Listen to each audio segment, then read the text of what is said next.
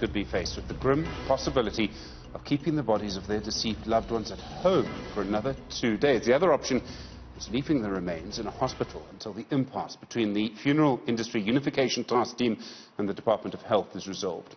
Funeral parlours have halted services around the country today, demanding transformation and for the outsourcing of storage facilities to be legalised.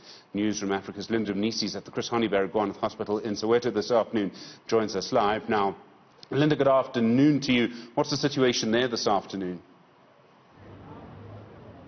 Well, a very good afternoon to you, Stephen. Afternoon traffic is starting to pick up, and we're noticing a lot of movement around the Chris Hani Baragwanath Hospital. But the members of UTT have kept the momentum going throughout the day, making sure that nobody comes into this hospital to collect a body, be it their industry peers or anyone else.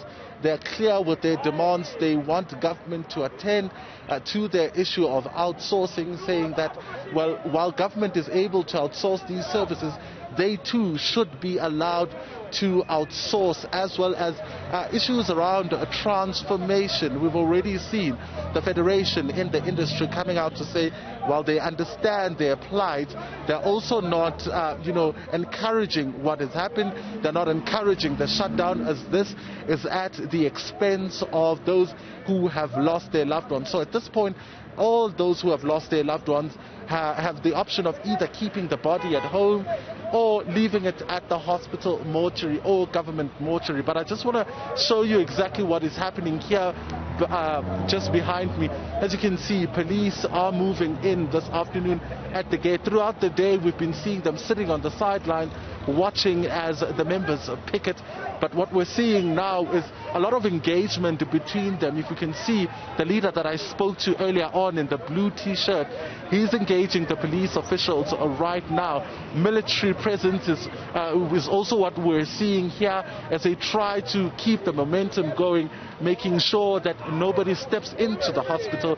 One of the key questions I asked Stephen is why the entrance of the hospital when there is another mortuary not far from where we are. It's actually on the other side as you drive just to my right, but they're saying that most of the cars, you enter the hospital using this entrance. Some of the families, this is a very distressing situation to be in. You're dealing with the trauma of a loved one who's passed away. Now you've got this on top of it. Indeed, Stephen, and one of the questions I asked was the issue of carrying a coffin outside a hospital. You'll remember that it's not only funeral undertakers that make use of this gate. There are also those who are sick. There are also those who are here to perhaps see or take their loved ones in. There are also those that have lost their loved ones. You'll remember mortuaries did not close today. Government mortuaries did not close today. So they're allowing people to come into the hospitals. They're allowing people to go into various mortuaries to identify their loved ones. So the trauma that comes with having a coffin at the entrance of the hospital, well, what they're saying is that they're using what they have to amplify their voices in their call for the playing field to be leveled in their industry. Linda, such a difficult situation there, as you say. Fascinating just watching that organizer in conversation with police officers, senior military personnel as well. Quite a difficult meeting for him to be in, I would have thought.